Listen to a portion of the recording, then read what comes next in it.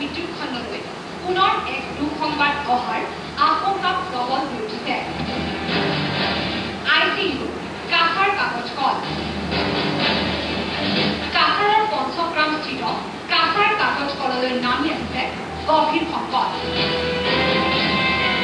আৰু মাত্ৰ 15 দিনহে কলটো চলি থকাৰ সম্ভাৱনা আছে।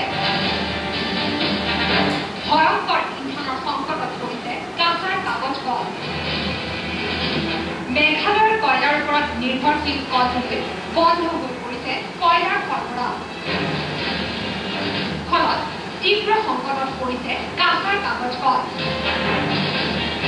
ৰাষ্ট্ৰীয় সেউজ প্ৰাধিকৰণৰ এক নিৰ্দেশৰ বাবে মেঘালয়ৰ পৰা কয়লাৰ সৰবৰাহ বন্ধ হৈ পৰিছে। সদৌ ডিমাচা ছাত্ৰ সন্থাৰ সেউজ প্ৰাধিকৰণে মেঘালয়ৰ কয়লাৰ মুক্ত খনন আৰু ৰাজ্যখনৰ মাজেৰে খনিজাত সামগ্ৰীৰ সৰবৰাহ বন্ধ কৰে।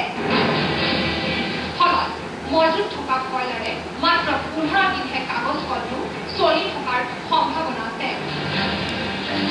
কলটোলৈ নামি অহা এই ভয়ংকৰ সংকটৰ পৰিপ্ৰেক্ষিতত কাছাৰ পেপাৰ এজেণ্ট ৱৰ্কাৰ্ছ ইউনিয়নে এক সংবাদ মেলযোগে এই সংকট নিৰাময়ৰ বাবে অসম আৰু মেঘালয়ৰ মুখ্যমন্ত্ৰীক আহ্বান জনায়।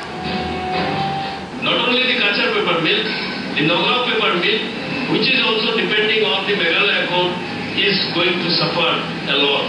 Under these circumstances, we appeal to the Prime Minister of India as well as Chief Minister of Meghalaya and our Chief Minister of Assam to immediately intervene so that the embargo is withdrawn and supply of coal should continue. প্ৰণিধানযোগ্য যে কাছাৰ কাগজ কললৈ অনাকাংক্ষিত পৰিৱেশ নামি আহিলে প্ৰত্যক্ষ আৰু পৰোক্ষভাৱে সংস্থাপনহীন হ'ব প্ৰায় 1 লাখ লোক।